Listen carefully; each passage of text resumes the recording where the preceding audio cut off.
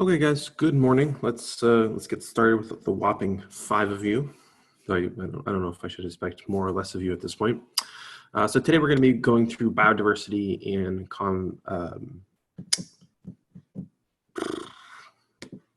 conservation, and talking a bit about that. So basically, continuing from what we sort of talked about yesterday. But I just wanted to sort of make a note. I did pop an extra credit assignment on your on Blackboard. It's over here on the left-hand side. It says extra credit assignment. Basically, it's going to be a short assignment. It'll take you a couple days to do it simply because you have to monitor what you're doing. But basically, you're going to audit your own waste. And so the physical assignment is here. It says waste audit activity. There's a table. There's some words. There's some questions to answer that you have to do.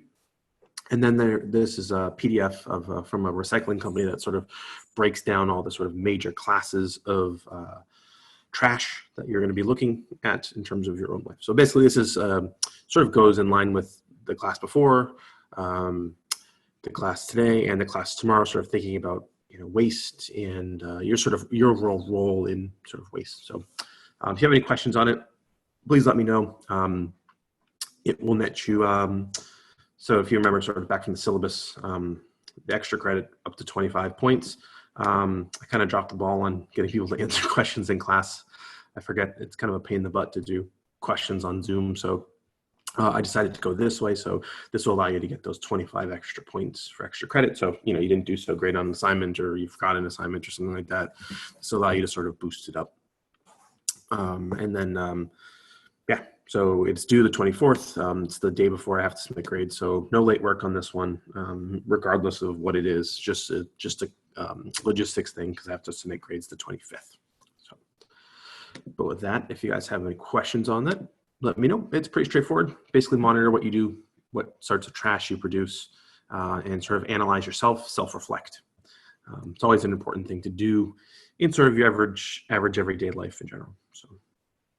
All right, so biodiversity and conservation, that's the topic for today. And we're going to start today's class with a little anecdote about a really sort of interesting bird called the passenger pigeon. And it really sort of bridges the gap between what we talked about yesterday and what we're going to talk about today. And so we sort of hinted at this idea that, humans have this, well, not really hinted at, we talked about this idea that humans have an enormous economic investment in nature. Nature is valued at over $100 trillion, and we have been taking from nature since the dawn of time. And we are linked to nature whether or not we think, right? And we've been harvesting things from nature typically in a non-sustainable fashion, meaning that we're really taking things in a way that nature cannot replenish, right? And so there's the obvious ones of, like, we're taking too many fish out of the ocean and the fish can't reproduce fast enough. And that's sort of a easy way to understand exploitation. But we can also imagine that, well, we have non-renewable resources such as coal and gas and oil. We are just essentially taking and taking and taking, and there's no way to replenish those sources. As we'll talk about when we talk about climate change, one of the downsides about using and heavily using non-renewable resources such as coal and gas and stuff like that is simply just leaves us without things going forward. So it sort of forces us to sort of address problems. But again, something we'll talk about in a few classes. But ultimately, everything on this planet is shared within some fashion, whether it's at the local level or the global level. And sort of just as a human issue, we like to take and take and take, and we typically don't have a lot of sort of respect for those around us in terms of we get ours and we sort of just ignore everyone else's, right?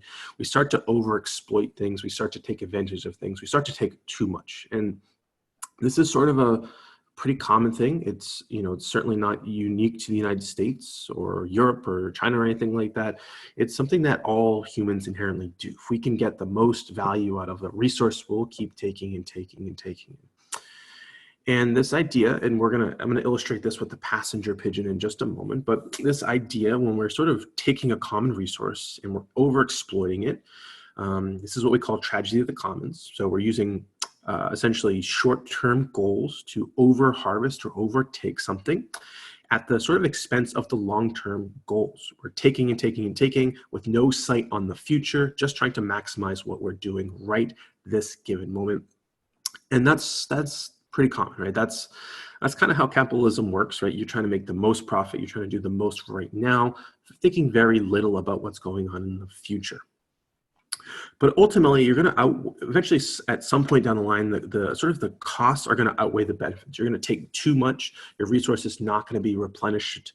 You're going to essentially outweigh the benefits. And so you can think of this in your everyday life. Maybe you are taking too much from a friend, and then you've lost, your friend feels overexploited, and you've then lost your friend. But it's sort of in a more natural sense. The example we're going to talk about today is the passenger pigeon, and how humans, by sort of overexploiting this resource, again, this tragedy of the commons, drove this bird to extinction. And I just want to start off with this quote, and it's because it's kind of remarkable. So there's a quote from the 1850s from some unknown gentleman in Columbus, Ohio. And he said, "As the watchers stared, the hum increased to a mighty throbbing. Now everyone was out of their houses and stores, looking apprehensively at the growing cloud, which was blotting out the rays of the sun. Children screamed and ran for home. Women gathered their long skirts and hurried for the shelter of stores. Horses bolted. A few people mumbled frightened words about the approach of the millennium, and several dropped on their knees and prayed." And you would think by this he was talking about, alien attacks, or like, something of biblical proportions or something like that. But what he was really just referring to is this, his image on the right, a flock of birds so large that it was essentially blotting out the sun, making it dark just because there were so many birds. And I'm sure you could put two and two together and seeing that this flock of birds is the passenger pigeon. And this is how the passenger pigeon used to be in the United States. But as I mentioned, the passenger pigeon is now extinct. And so this bird was absolutely integral to sort of the overall success of early colonization in the United States. So people, you can sort of see old-timey pictures, people hunting these passenger pigeons. These people have about 50 here. That's sort of a mild example. But you can also imagine if you have a giant cloud of them, well, you can produce a giant pile of passenger pigeon where there is tens of thousands of them in a pile. And that's what we're seeing here, right? So people are exploiting this resource. And you can imagine sort of the dichotomy here, right? This is probably a reasonable amount of pigeons to harvest for 4 gentlemen. But for these 2 gentlemen here, this tens of thousands of pigeons, probably not a realistic and sustainable amount of pigeons to harvest, right? There's also a really cool picture like this of, for those of you that like oysters, there's a picture exactly like this of people that have harvested a mountain of oysters in Chesapeake Bay, if you're interested in that. But what can we learn about the passenger pigeon? As I mentioned, they have gone extinct, and I hope from this picture, it sort of illustrates this idea of overexploitation, taking too much from nature. And so our pigeons, what do we care about one pigeon, right? We think about pigeons in everyday life in Boston. They're huge, right? They're chomping down on our garbage, right? They don't really seem to do very much. But if we just rewind a bit and think about sort of a more natural environment in the United States, what does removing a single bird, a single species, potentially have in terms of effects? What could the passenger pigeon possibly have done by eliminating it from the planet? We would essentially get rid of. And so we think based on what we know about the biology of passenger pigeons, we do know that, and we essentially sort of put 2 and 2 together based on what we know about other birds, that passenger pigeons were likely instrumental for the health and maintenance of North American forests. And so the idea being is they would, they're, as you saw from the size from that very first picture, they have mega swarms. And so what this likely did is it likely increased local biodiversity. So biodiversity just simply being the diversity of life in a given area.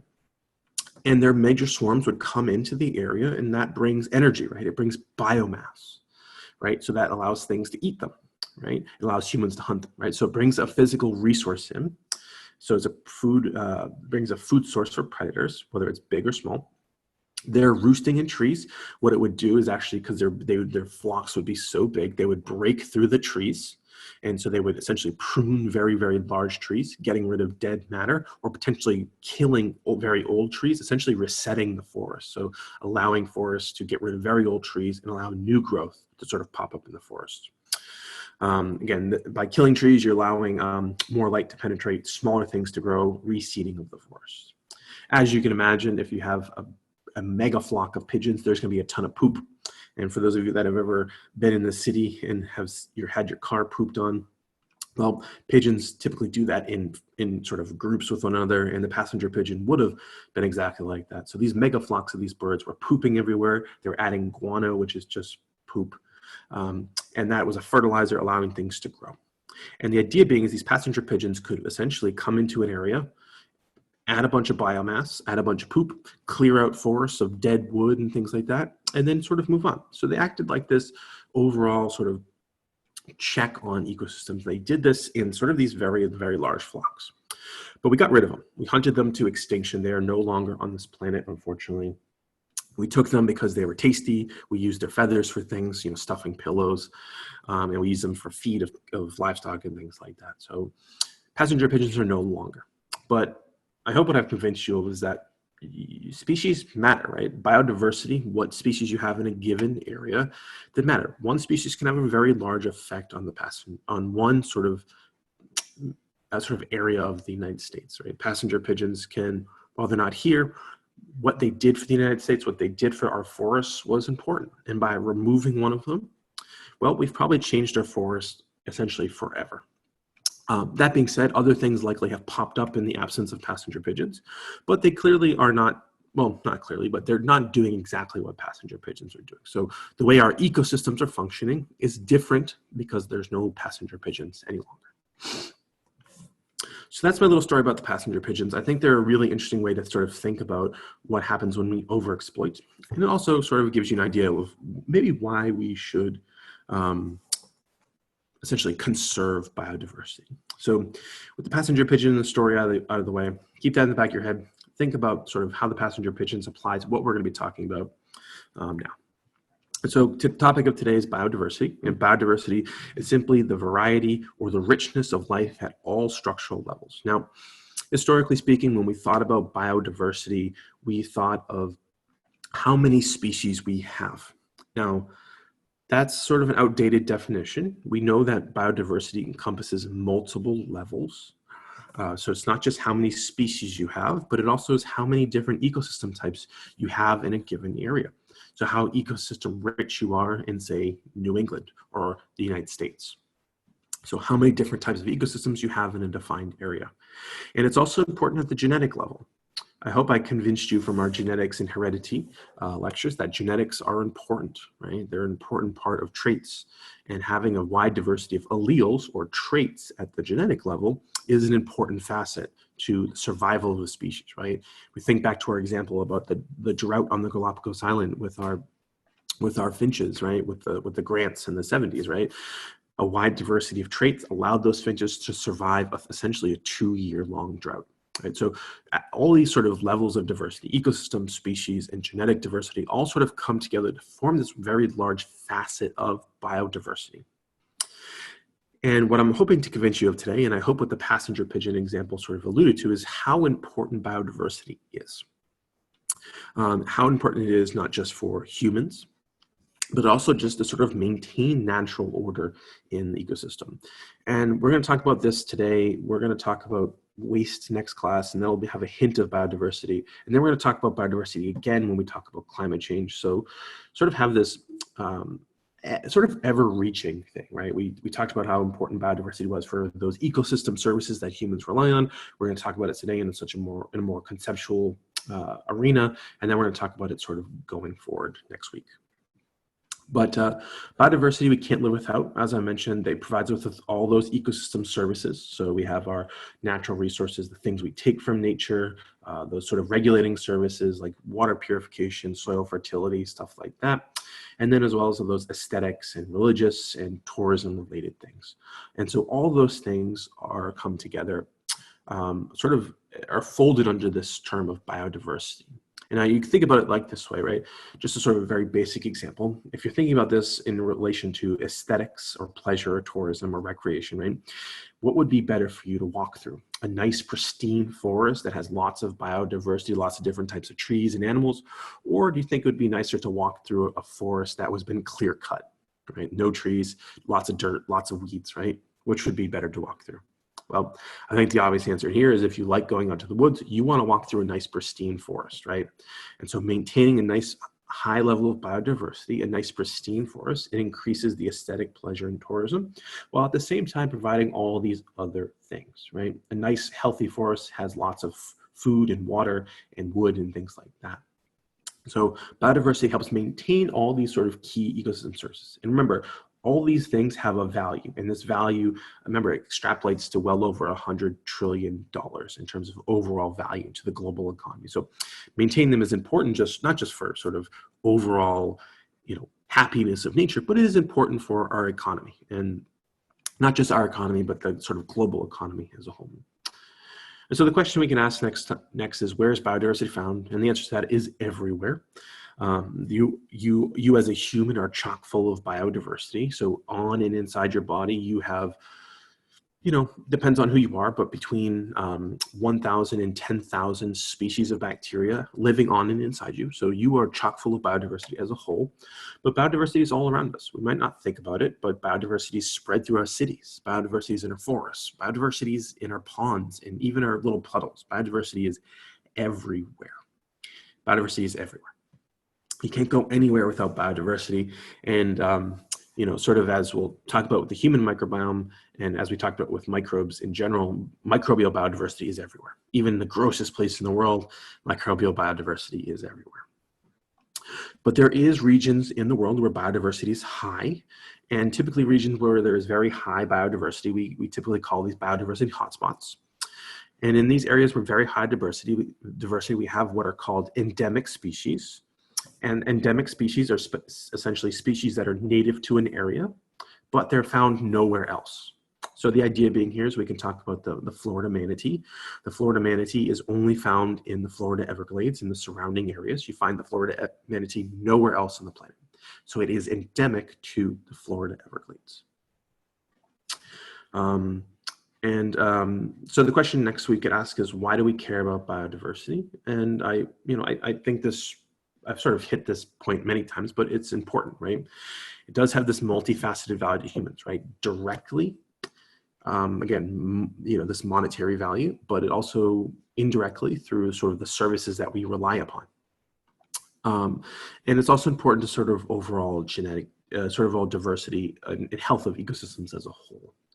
And for those of you that grew up or have watched anything from Bill Nye has a really nice little YouTube video. I think it's about 10 minutes long, talking about why biodiversity is important. So if you don't want to listen to me talk about why biodiversity is important, you can certainly go listen to Bill Nye talk about biodiversity. But again, biodiversity as a whole, it does mean sort of species, but remember there's that underlying level of genetic diversity. So if there's more diversity, especially at the genetic level, that means there are more traits. And if there's more traits, that means there's more potential sort of things that nature can do out there, which means nature can respond better to drought, can respond better to climate change, it can respond better to disturbances, it can respond better and recover faster in response to anything. If you have more genetic diversity, more trait diversity. In addition, you can also imagine that having lots and lots of traits, well, that might also mean that there's all sorts of things out there of medicinal value. Meaning, if there's lots of sort of new trees out there and diversity of trees and plants, well, maybe there's new medicines out there that we haven't yet discovered. And again, if you want to hear someone else talk about this idea, here's a nice YouTube video sort of about that. Not Bill Nye, but along the similar lines. And there's also the very relevant reason, right? We all know COVID-19 has killed 150,000 Americans. It's infected 20+ million people on this planet. Right? There's a very relevant reason to why biodiversity matters. And so all the research to date, we know that the preservation of biodiversity, the preservation of natural regions is instrumental at essentially preventing the popping up of deadly diseases. Now, the idea behind the way this works, and if you want to read a little bit about this from The Guardian, this is just one of the places I picked up this sort of story from, but when you essentially desecrate an area of nature, you invite things that can easily take advantage of those areas. Species that are more cosmopolitan, so bats, mice, rats, household animals. When you desecrate an area of land, you invite all these things to come be. You also invite livestock to come, right? People typically clear cut a forest and they grow crops or they raise cattle or something like that. But when you do that, you sort of remove nature's natural capacity to buffer against diseases. You're sort of inviting rats and things that we know, that even bats that sort of bring disease to humans. You're inviting them to proliferate by desecrating and destroying local biodiversity. So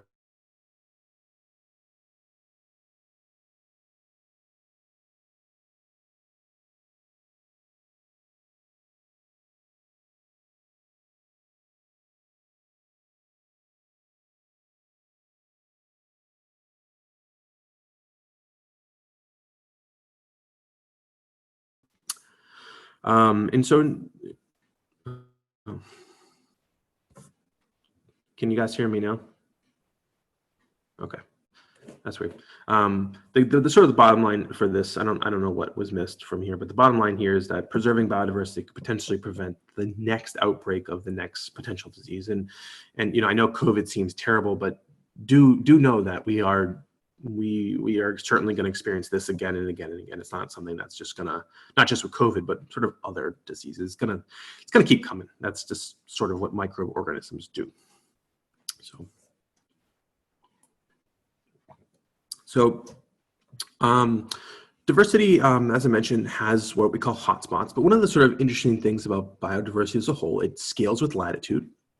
And what this means is that the colder you get, so the higher you get in latitude, or the lower you get in latitude, the less species you have. And so you can look at this. We have the number of mammal species here on the top, and the number of what are called copepod species, which is microscopic little animals that live in the ocean. And you'll notice that the highest biodiversity, the number of species, is high at the tropics, between 20 degrees north and 20 degrees south. Very high here. And we see the same thing with copepods, high at 20 degrees north and high at the equator. So there are more species near the equator. And the question we can ask is, why is that? Well, the reason behind this is because warmer temperatures and more stable things means you can have all sorts of ecosystems develop. And the more ecosystems you have, the more habitat you have, the more species you can hold. That's really it. And again, this is all due to how much direct sunlight it gets. The equator, 20 degrees north, 20 degrees south, gets a lot of consistent sunlight from year after year after year. They're warmer, they're wetter. So it creates a much more stable environment, which allows for the sort of proliferation of of more species.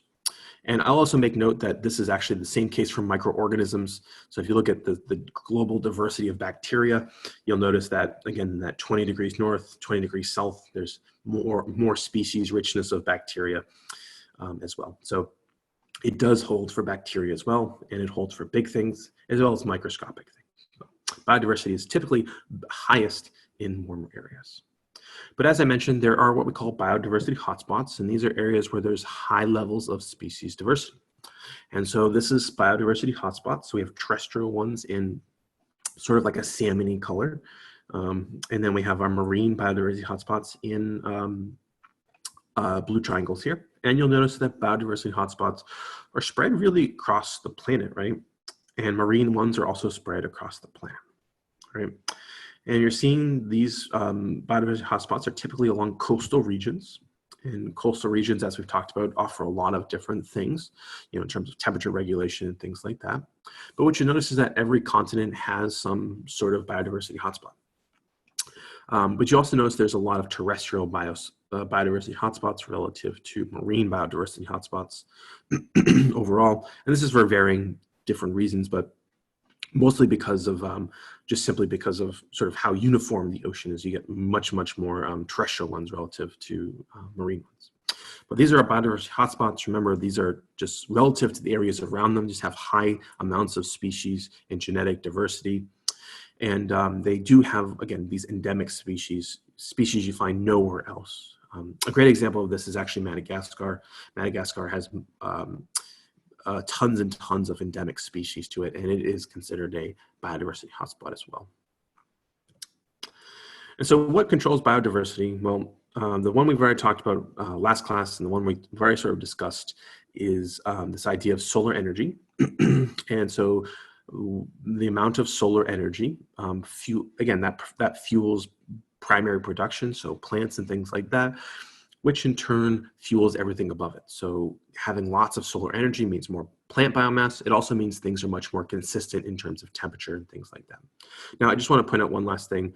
You'll notice that there's not very many biodiversity hotspots in cold areas, right? Most of these biodiversity hotspots and high levels of diversity are in warmer areas. That being said, there are things that live in cold environments. I just want to just to point that out because, sort of thinking about solar radiation, I don't want you to get the idea that there's nothing in cold areas of the world. There are species everywhere, right? So the amount of solar energy essentially contributes to, again, that amount of plant biomass and how consistent the conditions are, which is beneficial for maintaining biodiversity. The evolutionary history of an area is important. The idea being is that, the greater time between like a major event like an ice age and now, so say you had an ice age 5,000 years ago versus 100,000 years ago, the idea being is that the greater time between that allows for more species to sort of evolve. So the sort of the more time you have between major disturbances, again, like ice ages, major droughts, things like that, the more species diversity you're going to have, simply because you have no major event knocking away species. And then finally, the rate of disturbance, how often they are disturbed. So tropical rainforests are very, very stable. They don't get disturbed very often. They only really get disturbed by humans. But this is in contrast to, say, someplace like the California coast, where they get wildfires every year. They're disturbed very, very often. And so they have much lower biodiversity relative to the equator simply because they're disturbed far more often. But the other thing I'd like to make note is this third one is that this rate of disturbance also applies to humans. So areas that humans disturb a lot has lower levels of biodiversity as well. But in terms of diversity, extinction is a thing. So we talked about the passenger pigeon, it has gone extinct. And when we say something is extinct, it means it no longer exists on the planet as a whole. So if you drive something to extinction, you can't find it. We talked about the passenger pigeon, but there's many, many things that have gone extinct. The dodo bird, you can think of, historically speaking, like the dinosaurs, right? There's lots of things that have gone extinct throughout history. And there's sort of this interesting phenomenon. Naturally speaking, a species will persist in the fossil record for about 10 million years before sort of the major changes in the Earth's climate and things like that drive them to extinction. So the idea being is your traits are good for 10 million years of Earth's history or so, before no longer they're good. And so you die out simply because you can't adapt, you can't evolve fast enough relative to the changing planet. And so we typically think of extinctions as a human-based thing, and that's true. We've driven more species to extinction in our sort of limited amount of time than we would naturally expect to have occurred. But extinctions are important for ecosystems. You can't have things persisting forever. Things need to change, things need to evolve. And so extinctions are common. And extinctions sort of occur in sort of one of two ways. They either occur in mass extinctions, so where you have a very large number of species becoming extinct over a very short period of time. And so you can think about that category as like the dinosaurs being wiped out, right? That was a mass extinction. And then we have what are called background extinctions, and these are extinctions that are essentially ongoing, right? They're going on all the time. They're not having major species extinctions, but you have sort of this background level. So I think this graph illustrates it nice, where you have a mass extinction, where you have 20+% of the population, or I'm sorry, 20+% of species, or in this case, it's families, but going extinct at a given time. But you'll notice that that's much higher than the background rate, which is typically less than 10% at any given time. So you sort of have this major events that occur. Again, you could think of like, asteroids, things like that, major events that are driving things to extinction. But you also, again, have that background extinction. And again, extinctions are bad when they're caused by humans, but again, it is a natural process. But I don't want you to think that it's okay for humans to drive things to extinction, because that's not good, right? Keeping biodiversity, as we've talked about, is very important. That being said, there have been 5 major mass extinctions throughout history. The most sort of recent one was our lovely dinosaurs about 65 million years ago.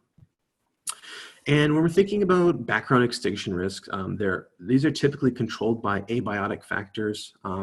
You're thinking of, like droughts, and you're thinking about natural disasters, you're thinking about density independent factors, right?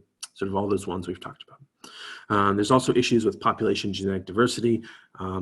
Populations that have very high genetic diversity typically will be less likely to go extinct over time. Because remember, higher genetic diversity means more trait diversity, meaning you can adapt better to your changing environment. Essentially, the local population size dictates how likely you are to go extinct. So if you have a very large population, you're less likely to go extinct than if you have a very small population. I think that makes pretty easy sense, right? If you have 100,000 frogs, it's less likely to go extinct than if you have 5 frogs, right? Pretty straightforward. And then there's this idea of habitat tolerance, meaning how many different niches can you occupy, right? If you can only eat one source of food and that food source gets wiped out, well, you're likely to go extinct. And then the other one I just sort of want to mention is how widely distributed you are geographically. So if you were, say, found throughout the Pacific Islands in Australia and Southeast Asia, that's a pretty wide geographic range. But if you're, say, found only on the island of Tasmania here, well, you can imagine that if a hurricane hits the island of Tasmania or Australia, right, and you live all throughout this range, well, you're not going to likely go extinct from that major hurricane.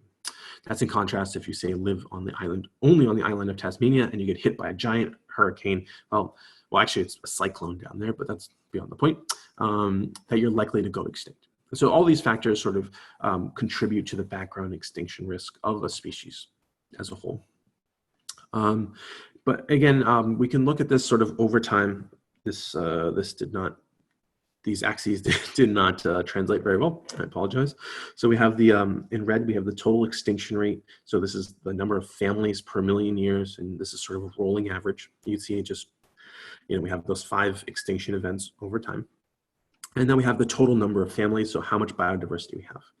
And you'll notice that total biodiversity has been sort of steadily increasing over time, but extinction rate has been there through time. So again, background extinction risk is always there. And again, it's because ecosystems are dynamic. They're not just static, right? They change over time. Environmental conditions change over time. Biology changes over time. That really doesn't matter too much when you encounter sort of a mass extinction event. And so as I mentioned, the most recent one was the probable event of a giant asteroid wiping out the dinosaurs, and it's about 65 million years ago. So we know that there's a monster crater off the Yucatan Peninsula in the Gulf of Mexico, where a very large asteroid hit about 65 million years ago. And this cataclysmic event is what drove the dinosaurs to extinction, but not just the dinosaurs, many other species. In terms of extinction, it drove about 15 to 20% of all species extinct. Just this one event. So this is a mass extinction, very large numbers on a very short period of time. And you can sort of look at this through time. There's just a number of extinctions that happens, but extinctions are important. We think about the dinosaurs ruling time.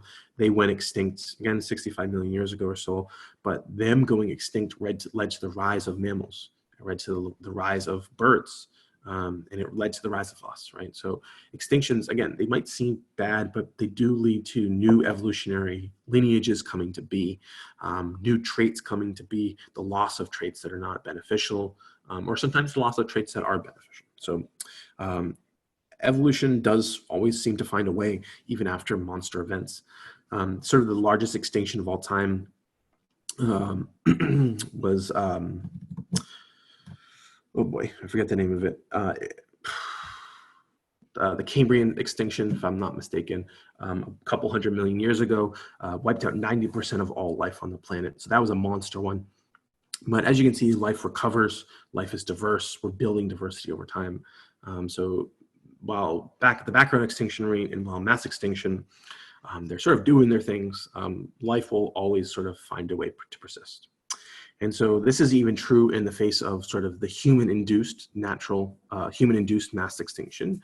And so all signs point right now to us being in the middle of the next great mass extinction.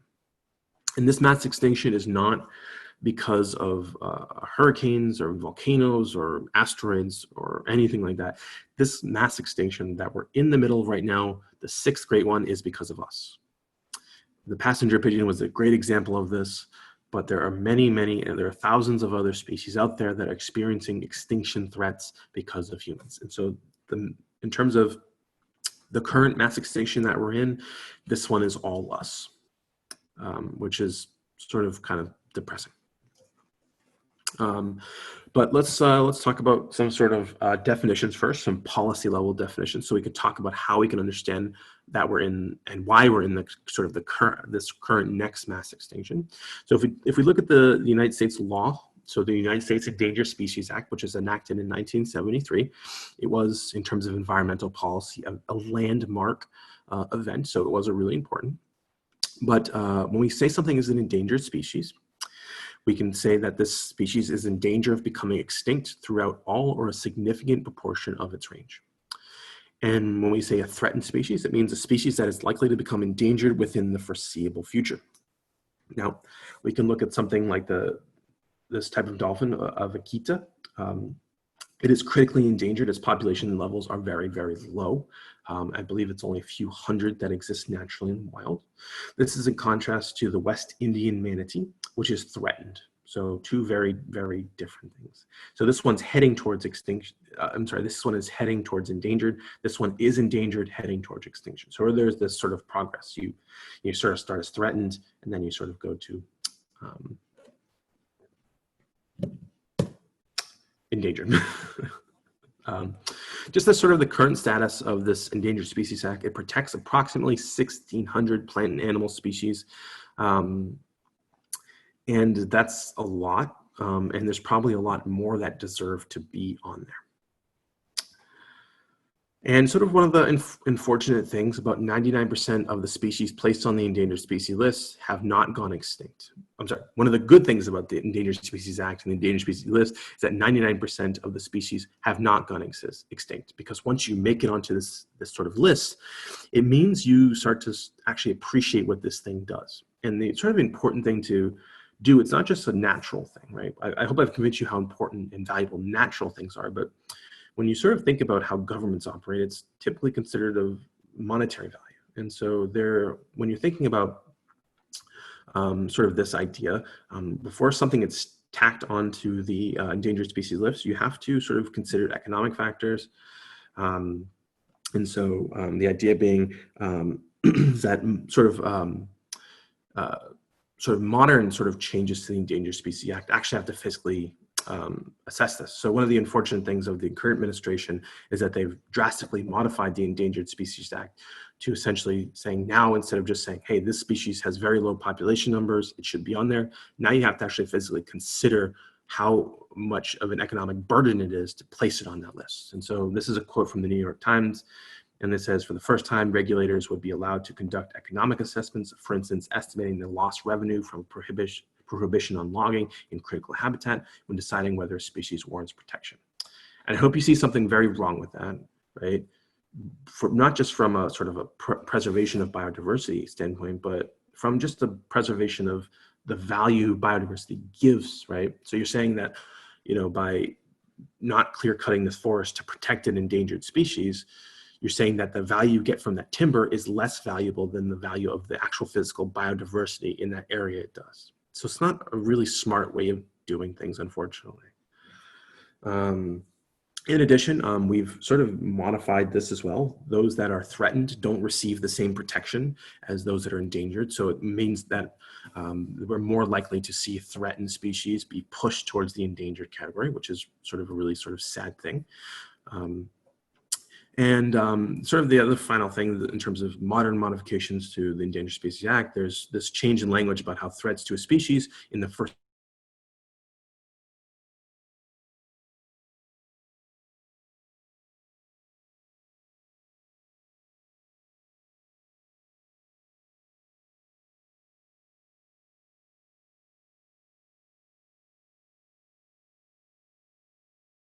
very effective. These ways that we've sort of changed it have actually weakened it, and we expect to see this rate of not going extinct by being on the endangered species list to actually go down a lot. So it's kind of an unfortunate thing. And it's unfortunate because the extinction is forever, right? If you go extinct, you're gone forever. I mean, there's ways to preserve DNA, but remember, biodiversity, genetic diversity is important. And so you'd have to save millions of vials of DNA, or maybe not millions, but tens of thousands of vials of DNA from a very diverse pool to repopulate in a meaningful way. And so you can't really do that when you've cause a species to go extinct. But if a species is placed on the endangered species list, well, we still have time to save it. We still have time to bump up those numbers in the wild. We still have time to initiate breeding programs. We have ways to sort of save things. But once something is extinct, if we're making it more likely that they're going to go extinct, well, that means they're gone forever. And we've seen this with many things. So the Steller sea cow was hunted to extinction by humans in 1768, which was only 27 years after being discovered by humans. So that animal is extinct, which is sort of unfortunate. That's in contrast to extirpation, where we essentially drove a species out of a given area. So the pygmy shorthorn lizard was extirpated from Canada. You only find it in the United States now and Mexico, but it was found in Canada at some point. Another great example of this is the rattlesnake in Massachusetts. You don't find the rattlesnake near Boston anymore. You really only find it in Western Massachusetts. So extinction versus extirpation is sort of an important thing to sort of, important thing to think about. But again, if you get rid of biodiversity, it changes the way ecosystems function, and it changes the value we as humans get from those ecosystems. So where do we stand? What does the United Nations have to say on this? So in 2019, there was a global assessment report on biodiversity and ecosystem services by the United Nations. And so they found some pretty important things, and we're going to just list a few of these because these are some of the more important ones. And so due to human or anthropogenic activities, Earth's biodiversity has suffered catastrophic decline in human history, which is why we're in the middle of this sort of current mass extinction. And Robert Watson said, the decline in biodiversity is eroding the foundations of our economies, livelihoods, food security, health, and quality of life worldwide. So we're recognizing now that this is sort of a big deal. We know that there are approximately 1.4 to 1.8 million species scientifically identified, with many, many more, millions more to be identified. But as of now, of this amount identified, about 1 million plant and animal species are threatened with extinction. So the huge proportion of what we know is actually on the threat of extinction, which is a huge number. We know globally, because of hunting, 82% of wild mammal biomass is gone. And unfortunately now humans and farm animals make up about 96% of mammal biomass on the planet, which is sort of a striking figure, right? There's only 7 billion of us, but us with our livestock make up 96% of all mammalian biomass on the planet, which is a lot. We know that 40% of amphibians are threatened with extinction. We know half of corals have disappeared globally since the 19th century. A third of marine mammals are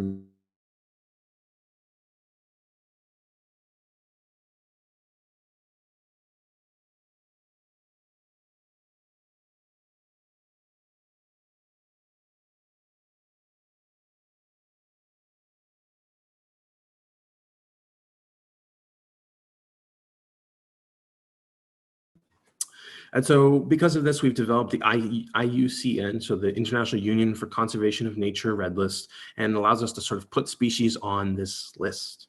And this is a global list that, if you go to Wikipedia for any animal, so if you want to look at the, a barn mouse or something like that, it would have an IUCN status. And this is what everyone uses, the red list. You have the vulnerable sort of is the middle, and then as you sort of work your way to the right, you go from endangered, critically endangered, extinct in the wild, then eventually extinct. And then it's sort of an important distinction here between extinct in the wild and extinction, meaning that extinct in the wild means you no longer find it, and extinct means you no longer find it in the wild as well as in captivity. So this is sort of when things are heading bad. And then we have sort of, as you move to the left, you have near threatened, least concerned, and then not enough data or not evaluated. So there is this list, there's sort of this gradient of sort of conservation status that everyone uses.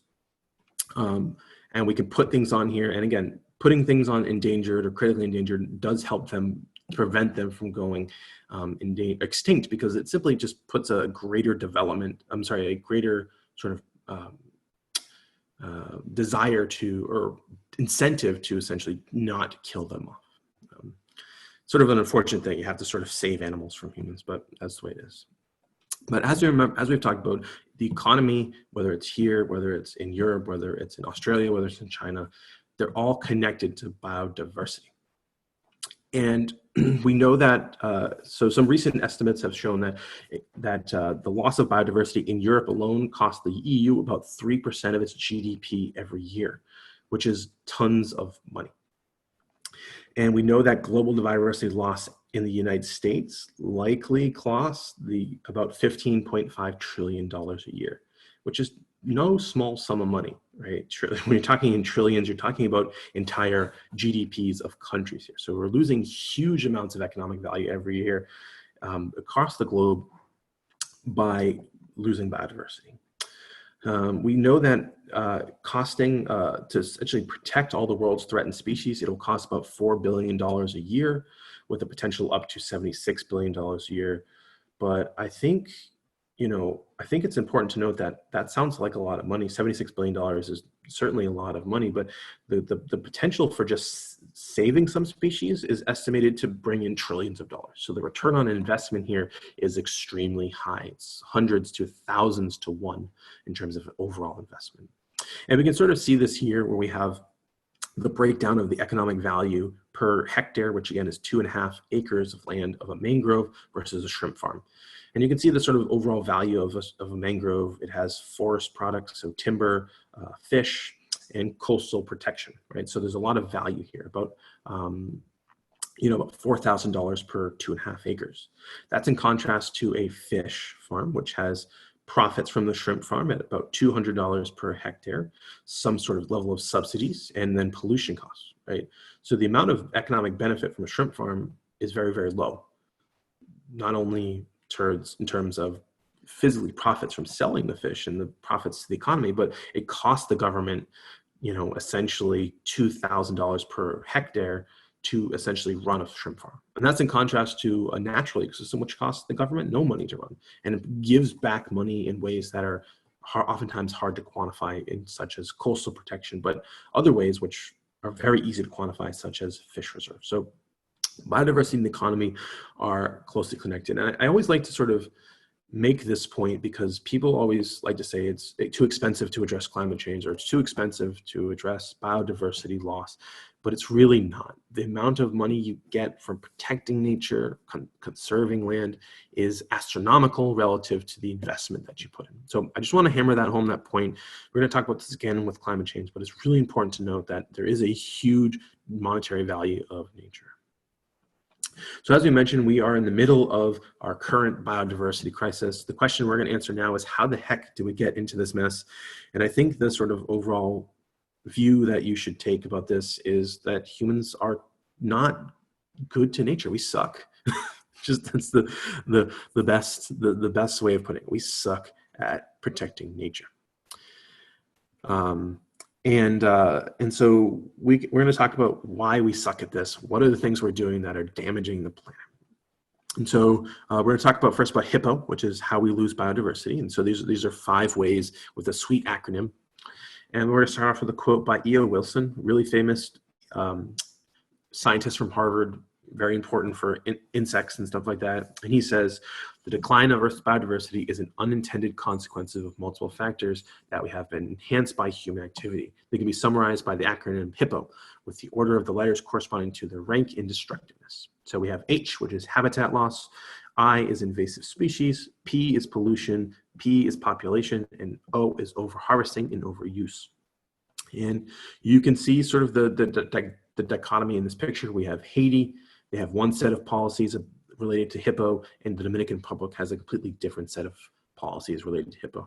And you can see how different these are. Despite the fact that they're right next to each other on the same exact island, you can see very much they have very different policies, which leads to very different areas of the world, even though they're right next to each other. Now, that being said, Haiti has all sorts of problems economically, so it makes hard enforcing these. That being said, the Dominican Republic also has lots of economic problems as well. So it's just a matter of both monetary value as well as enforcement here. So let's talk about habitat loss. One of the sort of more important things about habitat that we don't really think about, we typically think about, sort of habitat loss as like I killed an entire rainforest, right? And we see that here, right? We cut a rainforest down to plant beef, to plant crops or raise beef, right? But one of the other important things about the way we change things is habitat loss and habitat fragmentation. And so we cut essentially habitats into areas that are essentially too small to support populations. Now, this can be something as dramatic as clearing a whole area of timber and leaving tiny patches of forest.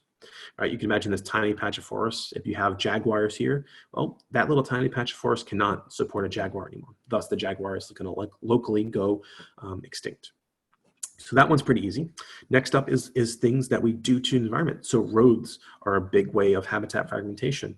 It makes it almost impossible for some species to move across, or it makes it deadly for species to go across, or there's all sorts of issues with going across barriers, in particular roads, or you can think of something like a seagrass bed here. We have a propeller just cut through this bed of seagrass, fragmenting this habitat. So making it essentially, all these sort of impacts are making these habitats not only disappear, but also fragmenting them, which makes them essentially difficult for things to navigate. Now, there is potential solutions to habitat fragmentation. There's no real solution to sort of cutting down forests outside of not cutting down a forest, but in terms of fragmentation of habitats, the Dutch have developed these sort of fancy wildlife bridges. Well, they're not really fancy, they're just bridges with grass and trees on them. But these wildlife bridges allow animals to safely bridge fragmented habitats, and allows them to move across areas that they normally wouldn't be able to. You can imagine if you're even a squirrel, it's dangerous to move across here, and it's a pretty major barrier. But you can also imagine if you're something larger, right? Like a reindeer or a moose, right? It's probably dangerous for you to walk across here. But this little habitat bridges means it's much safer for you to go across, means you're not likely to get smashed by a car.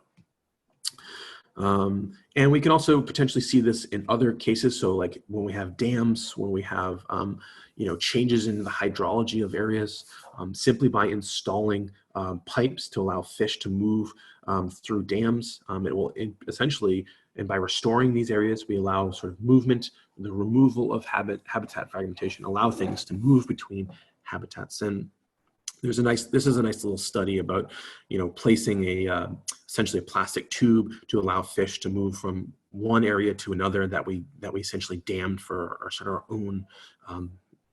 our own benefit. We have fragmented the habitat, but we restored we essentially got rid of the fragmentation by installing a tube for these fish to go through. So next up is land use change, and this one's a big one. So this is where we're talking about not so much fragmentation, but changing the way a natural landscape. And these are typically things like building cities, growing food, or cutting trees from lumber. The idea being is we're converting forests, grassland, woody savannas, coastal shrubbery to manage pasture, agriculture, urban or industrial sites for our own use. So we're changing what the land was being used for.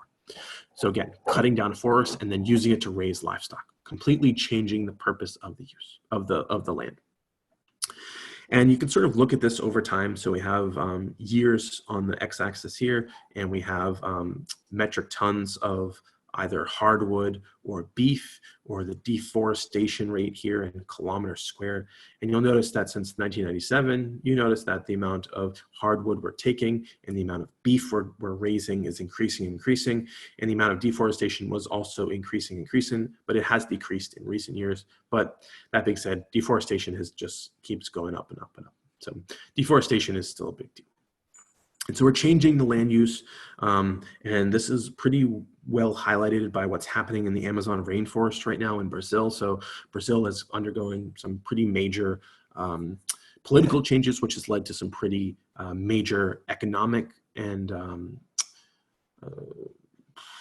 conservation changes. So we're seeing huge changes in the land use of the Amazon rainforest, with lots of burning, lots of logging, switching to agriculture, which has caused some pretty serious destruction of habitat inside the Amazon rainforest.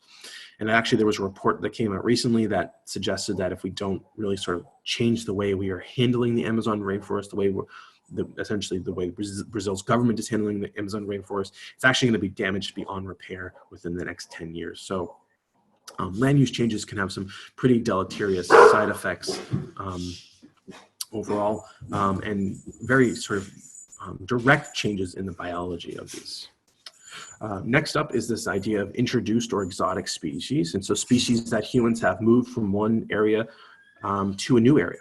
And the idea being is if you have something that lives only in Europe and you bring it to the United States, this is an exotic or invasive species. So we're bringing in a species to a brand new area to where it wasn't before. And sort of one of the things about the way this works is when you bring a species to a new area, it loses its natural predators, it loses its natural competitors, it loses parasites and diseases, which allows this thing to become more invasive, spread throughout its new range. And once something sort of gets into the area, it essentially can disrupt the food web, outcompete things that are living there. And so one of the things we see here in Massachusetts in terms of one of our worst invasive species is actually this grass here. This is Phragmites australis. It's an invasive wetland grass. When it comes into areas in the Massachusetts, it essentially outcompetes all the other plants in the area, killing them off, drastically changing the way these ecosystems function. So this is a very local example, but I want to talk about a very well-studied example just briefly so you sort of understand the impacts of invasive species, because again, this is an invasive species. This is something that humans are bringing to an area, whether it's on purpose or accidentally. So the example I'm going to give you is the lionfish, and there are 26 species of lionfish. They're spread throughout the Indo-Pacific region here, as you can see here. And these are really beautiful fish. They're really, really nice looking. They're poisonous, as you can see by the little darts. They're really cool looking fish. Because they're really cool looking fish, people like to put them in their aquariums. And you can imagine by taking this fish from its natural habitat, bringing it over to the United States, well, there's a potential for it to get out. And that's just exactly what happened. So the pet fish industry brought this fish over to the United States and it got out. Somebody released it out there. There was a hurricane and it got out of its tank, right? There's all sorts of different ways this species can get out from human captivity, but it eventually did. And it led the lionfish to being the first marine invasive species that we know of. And so we first noticed this species in the wild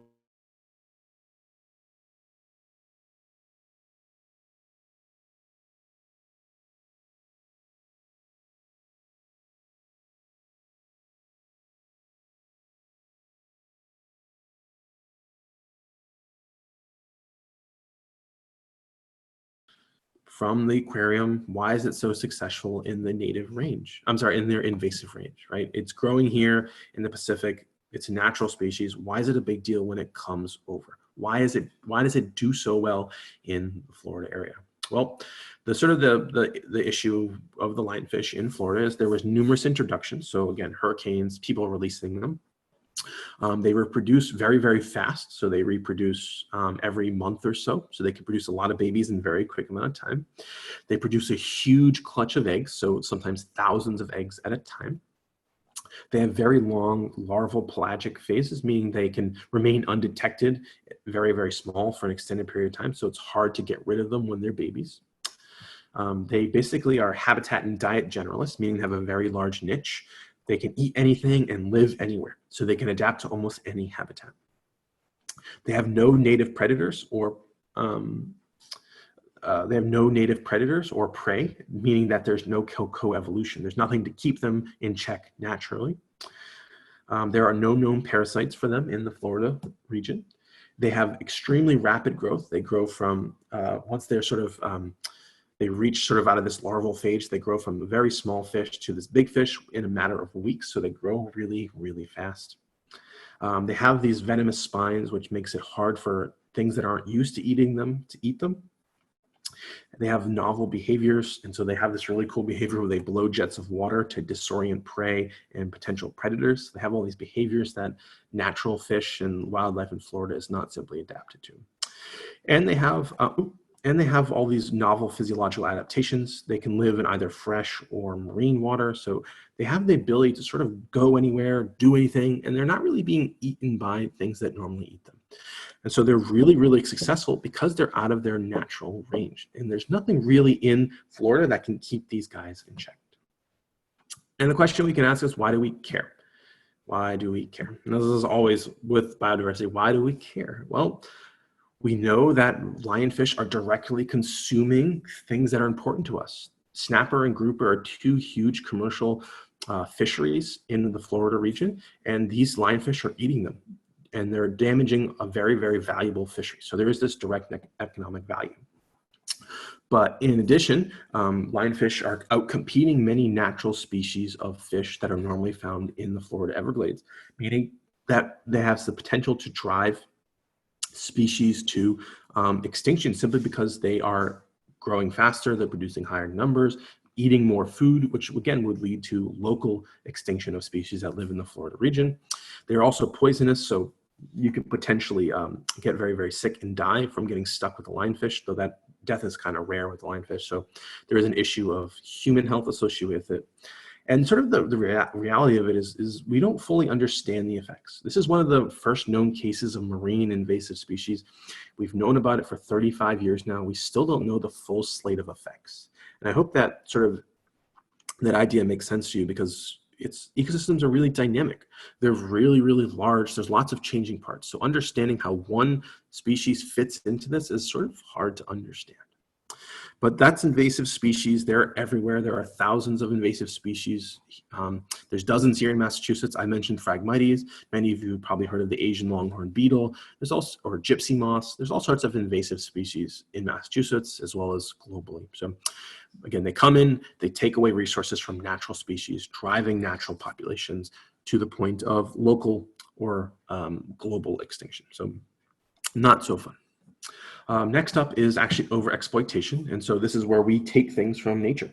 And, you know, I gave you the example of the passenger pigeon. Well, we have this case down here where we have overfishing of sharks. So these are all shark fins, which is pretty awful. So I don't know if any of you have seen any of the documentaries on shark fishing, but people like the fins of sharks. They use them for medicinal things and things like that. What they do is they capture sharks, they cut their fins off and throw them back in the water. And basically the sharks essentially drown to death because they can't swim any longer. So it's a really nasty way of sort of exploiting a population. So not taking the meat or anything like that, but really, really sort of nasty way of exploiting a species. That's also, you know, in contrast to like hunting of elephants and rhinos for their horns, again, for medicinal things. Sort of overall speaking, you know, just the fishing industry in general, the way we harvest fish or shellfish is overexploiting, taking too much, going beyond that carrying capacity of a system to essentially take too much that the natural populations can't essentially replenish. Fun fact, though, about taking of horns from elephants and rhinos is we know that because humans have been hunting rhinos and elephants for their horns for generations now, we're actually starting to see evolution in rhinos and elephants to have smaller horns. So we actually anticipate if rhinos and elephants can hang around for like 100 more years or so, they'll eventually have no horns, so humans will stop hunting them. So evolution is sort of doing its thing, but large animals take a long time to evolve. And the organisms that are the most vulnerable to overexploitation are things with very low reproductive rates, very large animals, marine mammals, elephants, rhinos. Big things are very, very vulnerable. Small things are less vulnerable. But as you can imagine, if you're taking, you know, millions of sharks every year or millions of fish, that's an overexploitation. Next up is disease, and human movement has caused the spread of animal diseases across the globe. Now, it's not only caused the spread of human-based diseases, but diseases that are affecting animals are affected by how humans move. And so diseases typically have natural barriers, meaning they can't, you know, if you have a disease in Canada, it's not likely to make it all the way to Mexico, even though that's not a huge distance. There's that sort of physical barrier that prevents diseases from going from one area to the next. Now, humans have essentially got rid of those barriers. If we have say a pathogenic fungus on an amphibian, well, we can take that pathogenic fungus on a plane with us, either on purpose or on accident, bring it to a brand new area. So if we have a disease that, say, is found only in Asia and it affects amphibians, and we accidentally bring it with us to South America, well, we can introduce that disease to a brand new area that it never would have made it before. And so humans are great at moving diseases around the planet. And it's sort of an unfortunate thing. And I brought up this idea of this amphibian and fungal disease, and I brought it up for a very specific reason, because it is a really important issue. So there's a fungal disease out there. It's called chytridiomycosis, or the chytrid fungus for short. It's damaging amphibian populations globally. It was a disease that was brought from Europe and Asia all the way here to the United States, as well as Central and South America. And once it made it over here where it never existed before, it's been decimating amphibian populations in these regions. And so if you have about 5 to 10 minutes, take a peek at this YouTube video, learn a little bit about this chytrid fungus and how it's decimating amphibian populations globally. So next up is acid rain. And so when you combust fossil fuels, you produce a couple different things. You produce sulfur dioxide, so SO2, and nitric oxides, NO2. And once those make it up into the air, they combine with water and they form sulfuric acid and nitric acid. And once those acids are up in the rain and up in the clouds, they eventually fall down in the form of acid rain. So this is what acid rain is. And this is the combustion of fossil fuels, whether it's in your car or whether it's in a factory or whether it's in a power plant. But we do produce these acids. And what the idea being is the acid gets up in the atmosphere and it rains down. You get acid rain. And acid rain distribution has a pretty ununiform distribution across the United States. So you can see that the Western United States has a very, very the pH, so let me take a step back. The pH of rain is typically acidic anyways, just because as it falls down, it picks up stuff on the way, making it slightly acidic. But the Western United States typically has less acidic rain than the Eastern United States. And if you know sort of anything about how manufacturing is distributed in the United States, you'll know that most of our manufacturing is here in the sort of the Rust Belt of the United States.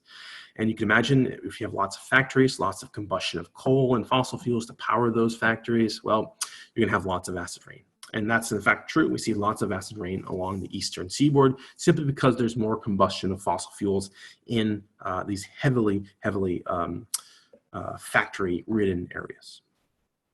And once you have acid rain, it has some pretty deleterious side effects. As we talked about with the case of the Adirondacks a couple of classes ago, acid rain can cause some pretty serious changes to lake chemistry and the indirect effects on the biology of animals in lakes.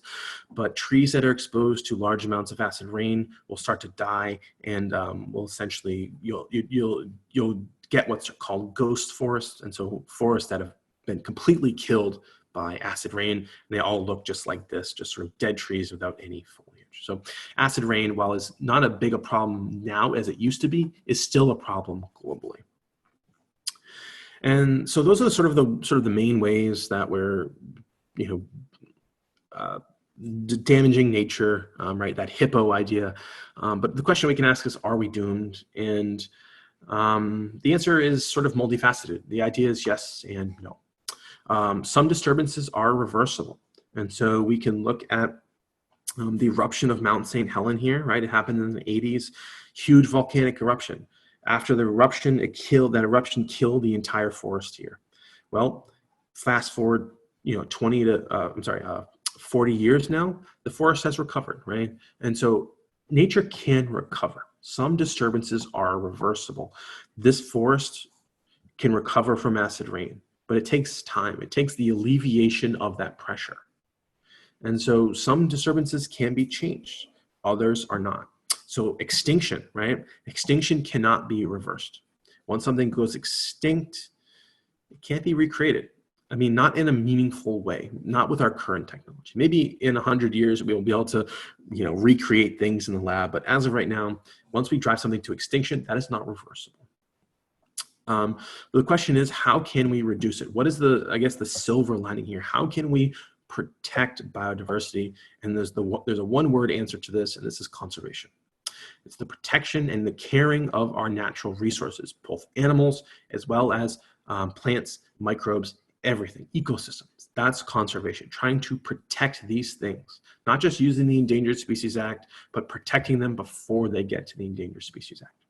And this simply just involves much more stringent regulations to protect, much stronger laws to protect ecosystems, to protect animals, to prevent humans from doing what we do best, and that's overexploiting our resources. And so we can do this by having more zoos and aquariums. And one of the sort of the important things about zoos and aquariums, if you sort of ignore the ethical issues of keeping animals in captivity, which there are, but I would argue, and many people argue, that the benefits of people physically seeing animals in person, seeing a polar bear, seeing how majestic a polar bear is, or seeing how majestic any animal is, or seeing how majestic any habitat is, makes people care for them more. And so there is a value to making aquariums that I believe, and many people believe, outweighs the ethical issues about keeping animals in captivity. As Rose mentioned, maybe ecosystem damage should be a punishable offense. I agree with that. That is a thing. So if you think about, a couple of years ago when BP dumped, 100 million gallons of oil into the Gulf of Mexico, well, they got punished, not by enough, but they certainly got punished for it. And you as we'll sort of see when we talk about waste next class, it's not a heavily enforced punishment. So people that destroy the environment, people that pollute excessively, there's not a high enough punishment for that, especially relative to how much it takes away. But I do agree that enforcement of punishments on the books would be good, but also increasing the idea. So like, if you're trying to get people to care about things, making a monetary value associated with it is a great way of doing it. So getting people to not use plastic bags and instead use reusable bags by taxing them with a bag tax is a great way to get people to stop using something. So monetary values are great, as are prison terms. If you do something really bad, like dump 100 million gallons of oil into the Gulf of Mexico. But the big one is simply protecting habitats and restoring habitats. So what habitats we have left, keep them intact. Don't destroy them. One of the sort of unfortunate things that we're seeing is the current administration has opened up oil and gas exploration into some really, really vulnerable areas of the world. The Arctic are natural parks. And so keeping those safe from corporate interests, keeping those safe from the interests of people is a really important thing as well as restoring habitats, trying to bring nature back to where it was before humans essentially did bad to it. Another great way is keeping what we call seed banks or seed banks or pollen banks, keeping stocks of organisms that we have on the planet. So in case something bad happens to them, we could potentially bring them back. And then the idea being maybe you can bring something back from the dead, but as someone who follows this topic very closely, this is something that we're decades away from right now, potentially hundreds of years away from now. So this is not really a viable thing now, but these ones certainly are. And as we've mentioned, preserving ecosystems, restoring ecosystems, as we saw with the Florida Everglades, restoring something or keeping something as is worth billions and billions of dollars. And so that is an important value there, not just to nature, but to the economy as well.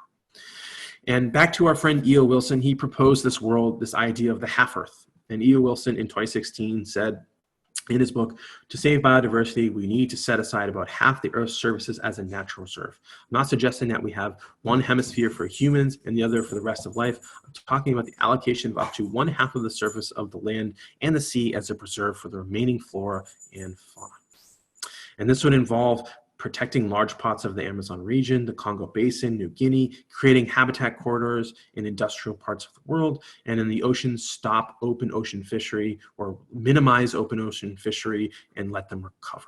Because as I mentioned, overexploitation is a big deal. And essentially, if you're thinking about humans have they're essentially are having nature hostage, by easing that sort of situation, you could potentially allow things to recover.